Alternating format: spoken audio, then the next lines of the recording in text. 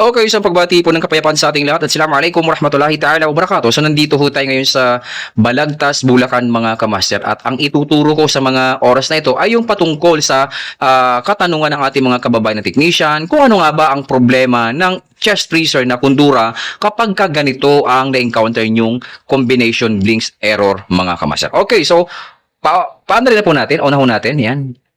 Yung. Then, tingnan natin, nagsisiruan. Nag-initiate yung, ayun, 0101. Yan o. Tingnan natin yung galaw ng compressor, ha. Yan o, sa pamamagitan ng amperahe. Tingnan natin.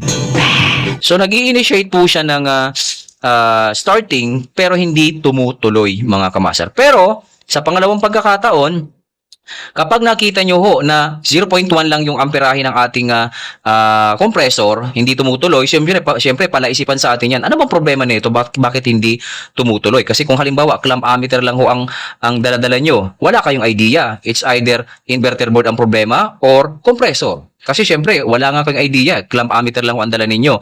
Ngayon, ituturo ko ho sa inyo kung anong problema kapag halimbawa hindi gumagana ang compressor, no? 0.1 lang ang kanyang initiation current tapos hindi na tumutuloy, ano ang problema? Ngayon, ito, pumunta po kayo doon sa inverter board at may makikita po kayong combination blinks error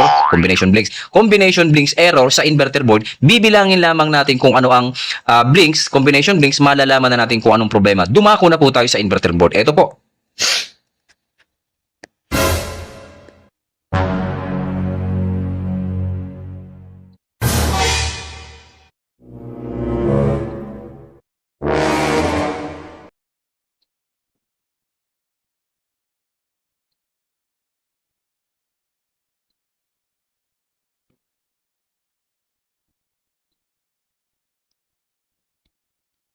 Yan kung inyong makikita mga kamaster, no?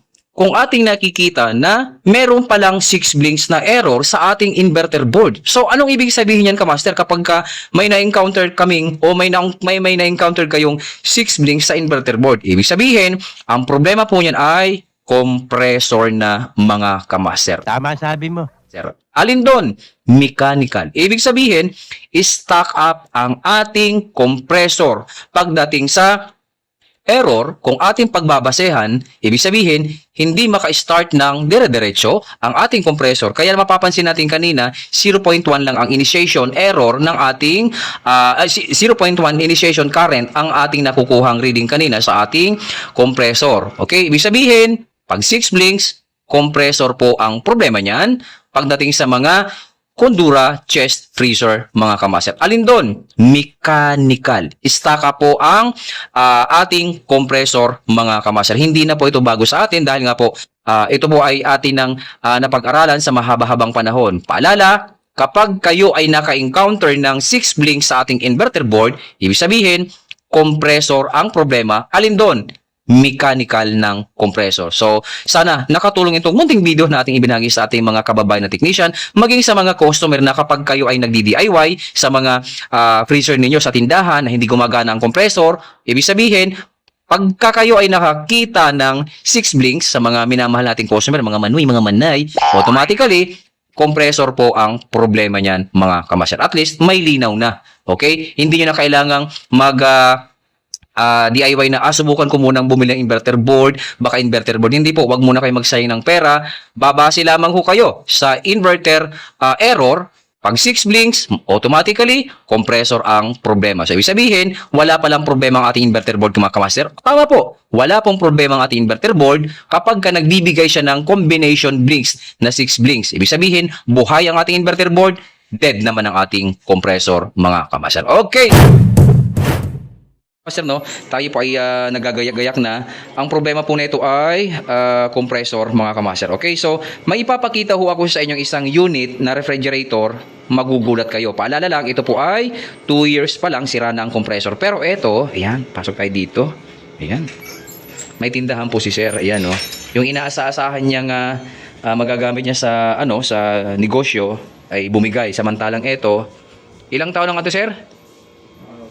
15. 15 years of the making, si Gio, si Mr. Gio. Yan, bre, mas kumusta? Ikaw, kumusta? Ikaw, okay ba? Okay, ano? Ang tibay mo, ikaw, 15 years. Samantara, kundura, Eto, hana, ito, kundura, 2 years. Sirara, compressor. Ikaw, 15 years. Okay, still, yun, Yun, sangka pa, Yan ang malupit, di ba? Ito po ay non-inverter. Sabi ko naman sa inyo, pangmatagalan po talaga ang non-inverter. 15 years, walang ka-repair. Samantalang ito, inverter na freezer na ginagamit sa sir, sa kanyang business, tindahan, 2 years pa lang, wala na. Sirara. Okay. So, pinakita ko lamang sa inyo na talagang real talk lang, matibay po talaga ang mga non-inverter. Mura yung parts, available ang parts. Okay, samantalang yun, matipid nga, pero madali namang masira. Okay, so maraming salamat po sa inyong lahat.